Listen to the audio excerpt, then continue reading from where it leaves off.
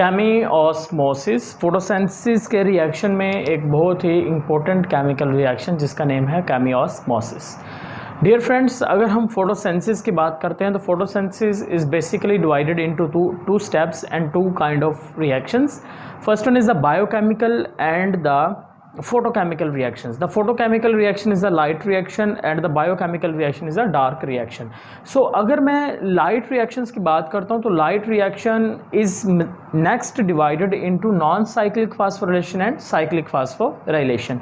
अब dear friends, एक scientist है जिसका नेम है Peter Mitchell. The scientist name is Peter Mitchell in 1961. उसने क्या बताया? उसने डियर फ्रेंड्स ये केमी ऑस्मोसिस का प्रोसेस उसने एक्सप्लेन किया 1961 के अंदर। डियर फ्रेंड्स, उसके बताया कि जो केमी ऑस्मोसिस है ये कहाँ पर हो रहा है? जब हम non cyclic phosphorylation and cyclic phosphorylation में पढ़ते हैं वहाँ पर डियर फ्रेंड्स हम बात करते हैं किस चीज़ की? हम एटीपी की सिंथेसिस की बात करते हैं। और जो एटीपी की सिंथेसिस होती है वो हमेशा इलेक्ट्रॉन ट्रांसपोर्ट चेन पे होती है, राइट? तो इलेक्ट्रॉन ट्रांसपोर्ट चेन पर जो एटीपी की प्रोडक्शन हो रही है वो असल में कैसे हो रही है? मैंने वहाँ पर पीछे जो लेक्चर्स थे वहाँ पर सिंपल ये बात कही थी, मैंने कहा जी जब इलेक्ट्रॉन ट्रांसपोर्ट चेन से electron top to bottom move करेंगे तो उनकी एनर्जी लो होती जाएगी और वो जो एनर्जी होगी वो हम इस्तेमाल कर लेंगे। किसके लिए इस्तेमाल कर लेंगे? वो हम एटीपी को बनाने के लिए इस्तेमाल कर लेते हैं। अब एटीपी बेसिकली बनती कैसे है, वो कैसे बनेगी? डियर फ्रेंड्स, उसको एक्सप्लेन कौन कर रहा है? उसको केमी ऑस्मोसिस एक्सप्लेन कर रही है, उसको पीटर मिचेल ने एक्सप्लेन किया। अब हम इसके डेफिनेशन की तरफ बाद में जाएंगे, पहले थोड़ा सा जो रिवाइज आपको करवा देता हूं पीछे वाले दो reaction, non cyclic and cyclic phosphorylation, और उसके बाद हम केमी ऑस्मोसिस, इन सब चीज़ों को इकट्ठा मिला के पढ़ेंगे, ठीक है? तो डियर फ्रेंड्स, लाइट रिएक्शंस की बात करें तो लाइट रिएक्शंस में मोस्टली जो रिएक्शन होता है वो होता है नॉन साइक्लिक फास्फोरिलेशन, जिसमें दोनों फोटोसिस्टम इन्वॉल्व होते हैं, 1b और 2b। अब देखें यहाँ पर पहले नॉन साइक्लिक फास्फोरिलेशन का सिंपल सा मैकेनिज्म देखें। Dear friends, this one is the, ये कौन सा आ गया? ये आ गया फोटोसिस्टम 2। फोटोसिस्टम 2 के ऊपर डियर फ्रेंड्स लाइट पड़ी और लाइट पड़ने की वजह से क्या हुआ डियर फ्रेंड्स? यहाँ पर जैसे ही फोटोसिस्टम 2 पर लाइट पड़ी तो इलेक्ट्रॉन देखें निकल गए, इलेक्ट्रॉन निकल के गए प्राइमरी इलेक्ट्रॉन एक्सेप्टर के पास, राइट? और पीछे क्या हुआ? उसी वक्त फोटोलाइसिस हुई। फोटोलाइसिस के नतीजे में वाटर का मॉलिक्यूल टूट रहा है। कहाँ पर? थैलाकोइड की स्पेसिस में वाटर का मॉलिक्यूल टूटा। टूटने के बाद 2 हाइड्रोजन के आयंस बन गए और वो कहाँ पर मौजूद हैं? हाइड्रोजन के आयंस जो प्रोटॉन्स बने हैं डियर फ्रेंड्स, वो कहाँ पर हैं? वो थैलाकोइड स्पेसिस में है। और साथ में क्या बना? साथ में बनी है ऑक्सीजन, हाफ O2। अब हाफ O2 बन गया, इसी तरह से एक और वाटर का मॉलिक्यूल टूटेगा, एक और इस तरह का एटम बनेगा, वो दोनों मिलकर ऑक्सीजन बनाएंगे और oxygen as a by product release हो जाएगा नॉन साइक्लिक फास्फोरिलेशन के दौरान। अब देखें, वाटर का मॉलिक्यूल टूटा, वाटर के मॉलिक्यूल के टूटने से जो इलेक्ट्रॉन्स हैं वो किसके पास चले गए? वो मैग्नीज के पास चले गए। मैग्नीज के पास क्यों गए? क्योंकि उसके ऊपर पॉजिटिव चार्ज था। क्यों पॉजिटिव चार्ज था? बिकॉज मैग्नीज के जो इलेक्ट्रॉन्स थे वो किसके पास चले गए थे? वो फोटोसिस्टम 2 के पास चले गए थे। और फोटोसिस्टम 2 के जो इलेक्ट्रॉन्स थे वो कहाँ पर चले गए डियर फ्रेंड्स? वो इलेक्ट्रॉन ट्रांसपोर्ट चेन पे चले गए हैं, ठीक है? अब जैसे ही इलेक्ट्रॉन ट्रांसपोर्ट चेन पे जाते हैं तो वहां पर dear friends electron transport chain पर इलेक्ट्रॉन कैरियर्स होते हैं और उनकी रिडक्शन होती जाती है। जैसा कि प्लास्टोक्वानिन था, मैंने आपको बताया था कि जो प्लास्टोक्वानिन होगा डियर फ्रेंड्स, वो प्लास्टोक्वानिन मिलेगा किसके साथ? हाइड्रोजन के आयंस के साथ, यानी प्रोटॉन के साथ मिलेगा और साथ में मिलेगा इलेक्ट्रॉन के साथ, और वो मिलकर क्या बना देगा? PQH2 बना देता है इलेक्ट्रॉन ट्रांसपोर्ट चेन पे। अब देखें डियर फ्रेंड्स, ये रिडक्शन हो रही है प्लास्टोक्वानिन की। ये देखें, ये जो थैलाकोइड की मेम्ब्रेन्स है ना, थैलाकोइड की मेम्ब्रेन के अंदर है इलेक्ट्रॉन ट्रांसपोर्ट चेन है, राइट? अब यहां पर जो प्लास्टोक्वानिन है फ्रेंड्स, यहां पर गौर से देखें जरा, प्लास्टोक्वानिन है, प्लास्टोक्वानिन की रिडक्शन हुई है क्योंकि उसके पास इलेक्ट्रॉन भी आए हैं और वो इलेक्ट्रॉन आए हैं उसके पास प्राइमरी इलेक्ट्रॉनिक एक्सेप्टर से ऑफ फोटोसिस्टम 2 से आ गए हैं, ठीक है? तो अब हुआ कुछ यूं कि डियर फ्रेंड्स, साथ में एक चीज गौर करने वाली है कि यहां पर हाइड्रोजन के आयंस भी प्लास्टोक्वानिन के साथ आए हैं। अब ये जो हाइड्रोजन के आयंस हैं ये कहां से आए हैं डियर फ्रेंड्स? ये हाइड्रोजन के आयंस आएंगे स्ट्रोमा से। कहां से आए हैं? स्ट्रोमा से। चलें एक बेसिक लेवल से देखें जरा डियर फ्रेंड्स, अगर मैं सिंपल फोटोसिंथेसिस की बात करता हूं तो जो फोटोसिंथेसिस है वो कहां पर होती है डियर फ्रेंड्स? क्लोरोप्लास्ट के अंदर होती है। क्लोरोप्लास्ट के स्ट्रक्चर को देखो तो यहां पर हमें ये जो फ्लूइड मीडियम है, this fluid medium is known as इसको नाम दे देंगे स्ट्रोमा का। क्या नाम देंगे? स्ट्रोमा का। स्ट्रोमा के अंदर है आपके पास ग्रेना, और ग्रेना में क्या है, आपको एक सैक लाइक स्ट्रक्चर ये दिखाई दे रही है, इसका नाम क्या होगा, थैलाक्वाइड होगा, राइट। तो ये जो स्ट्रक्चर डियर फ्रेंड मैंने बनाई है ये क्या है, थैलाक्वाइड है। थैलाक्वाइड से ये बाहर वाले जो साइड्स है ये क्या है आपके पास, this is a stroma. Is it clear? यानी कि ये जो बाहर वाला रीजन है ना, ये बाहर वाले जो रीजन है ये स्ट्रोमा आप फर्ज करें, और ये जो स्ट्रक्चर ये थैलाक्वाइड है, और ये थैलाक्वाइड की इंटरनल स्पेस आ गई। तो हुआ कुछ यूं के जैसे ही प्लास्टोक्वानिन की हुई रिडक्शन, इलेक्ट्रॉन उसने ले लिए यहां से फोटोसिस्टम 2 से, लेकिन जो हाइड्रोजन वो लेने वाला है वो हाइड्रोजन लेगा कहां से, वो स्ट्रोमा से डियर फ्रेंड्स लेगा।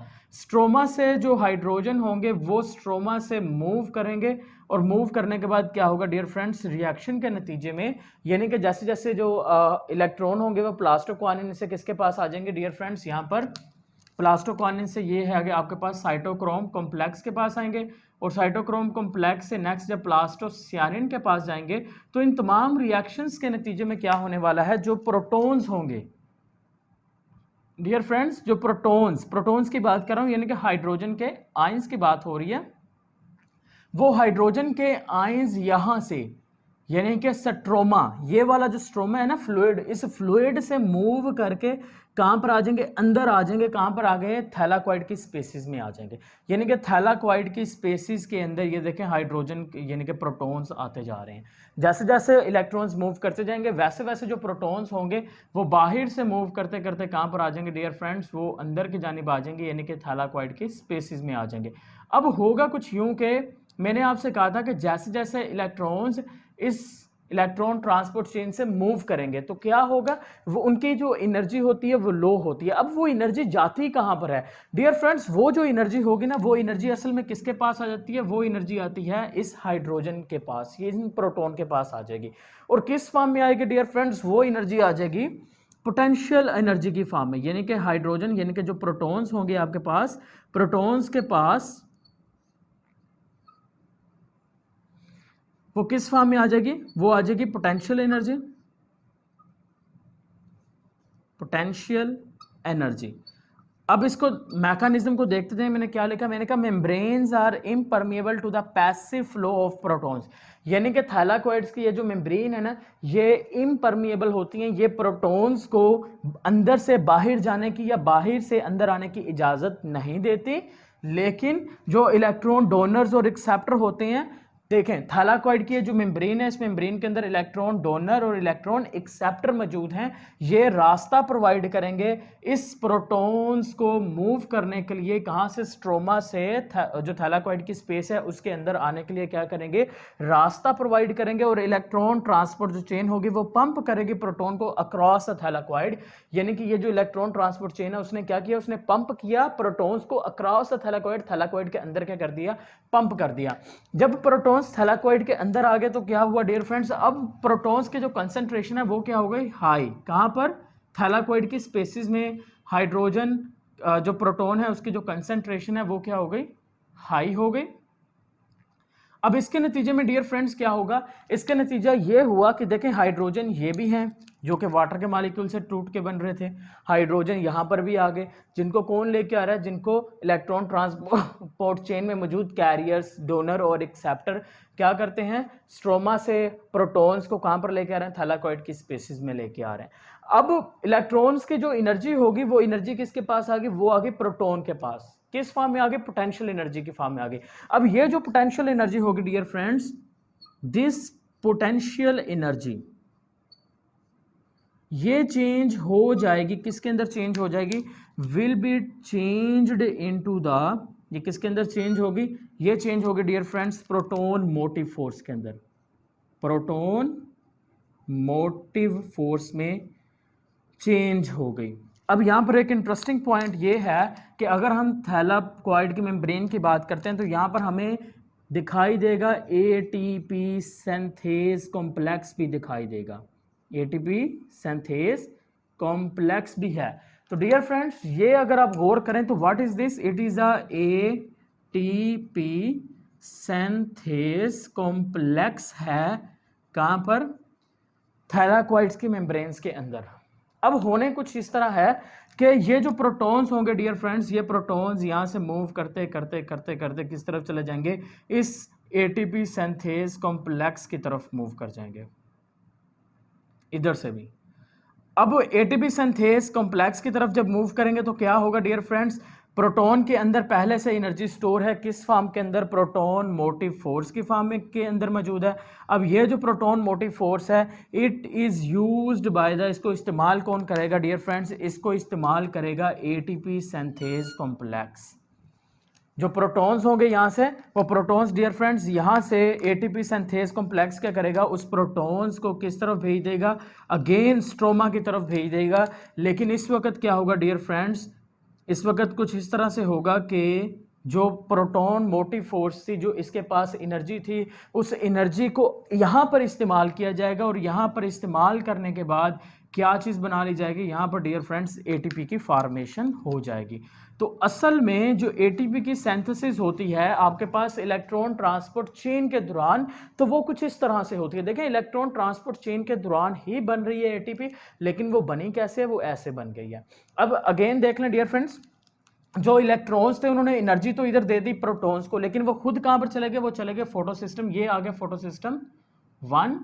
और डियर फ्रेंड्स फोटो सिस्टम 1 के बाद इलेक्ट्रॉन किधर जाते हैं, फेराडॉक्सिन के पास, ये चलेंगे फेराडॉक्सिन के पास। देन कहां पर चले गए, ये डियर फ्रेंड्स चले गए आपके पास कहां पर, ये आ गया NADP रिडक्टेज, जो कि एंजाइम था उसके पास चले गए। और NADP जो रिडक्टेज होगा वो क्या करने वाला है डियर फ्रेंड्स, वो क्या करेगा, NADP लेगा, साथ में क्या लेगा, इलेक्ट्रॉन्स लेगा, साथ में लेगा हाइड्रोजन, और उसको किस में करेगा, उसको चेंज कर देगा किसके अंदर, NADPS2 के अंदर। हैंस देखें यहाँ पर आपके पास जो नॉन साइक्लिक फास्फोरिलेशन था उसके दौरान NADPS2 भी बनता है और साथ में ATP भी बनता है। तो ये देखें यहाँ पर ATP भी बन चुकी है, साथ में NADPS2 भी बन चुका है। तो वो कैसे बना है, वो आपके पास केमियोस्मोसिस के जरिए से बना है। अब चलिए हम डेफिनेशन को एक बार देख लेते हैं। डेफिनेशन क्या कहती है, dear friends, it is a coupling reaction in which synthesis of ATP molecules take place. एक ऐसा कपलिंग रिएक्शन, ऐसा रिएक्शन जिसमें किस चीज की सिंथेसिस हो रही है, ATP के मॉलिक्यूल की क्या हो रही है, सिंथेसिस हो रही है। लेकिन और ये जो सिंथेसिस होगी ये कब होगी, during the movement of hydrogen across N hydrogen gradient. जब हम हाइड्रोजन आयंस को उसके ग्रेडियंट यानी कंसंट्रेशन के खिलाफ मूव करवाएंगे, देन क्या हो जाएगा डियर फ्रेंड्स, देन क्या होगा, एटीपी की सिंथेसिस होगी। उस रिएक्शन को हम क्या नाम दे देंगे, this one is known as chemiosmosis and its explanation and discovery is given by the Peter Mitchell in 1961 के फर्स्ट में देखिए। अब डियर फ्रेंड्स यहाँ पर जो एटीपी बनी है या फिर यहाँ पर जो NADPS2 बना है, ये दोनों किस तरफ मूव कर जाएंगे, ये दोनों मूव कर जाएंगे किसकी जानिब, डार्क रिएक्शंस की जानिब, यानी कि कैल्विन साइकिल की तरफ मूव कर जाएंगे, जहाँ पर जाके क्या होगी, ग्लूकोज की फॉर्मेशन होनी है और देन फोटोसिंथेसिस क्या हो जाएगी, कंप्लीट हो जाएगी। तो डियर फ्रेंड्स ये टॉपिक बहुत इंपॉर्टेंट है। अगर आपका कोई क्वेश्चन है यहाँ तक, फोटोसिंथेसिस के जो रिएक्शन है उसमें अगर यहाँ तक आपका कोई क्वेश्चन है तो आप पूछ सकते हैं। और एक चीज़ याद रखें डियर फ्रेंड्स, यहाँ पर 3 टॉपिक्स हैं, बेसिकली 3 से 4 टॉपिक्स सीक्वेंस वाइज हैं, ठीक है। तो आप सीक्वेंस वाइज अगर देखेंगे तो आपको कंप्लीट जो मैकेनिज्म है ना वो समझ आएगा। अगर आप एक भी स्किप करोगे तो आपके लिए ये प्रॉब्लम क्रिएट कर सकता है। तो चलिए हम नेक्स्ट आपको टॉपिक यानी कि कैल्विन साइकिल की तरफ लेके चलते हैं, डार्क रिएक्शंस की तरफ लेके जाते हैं।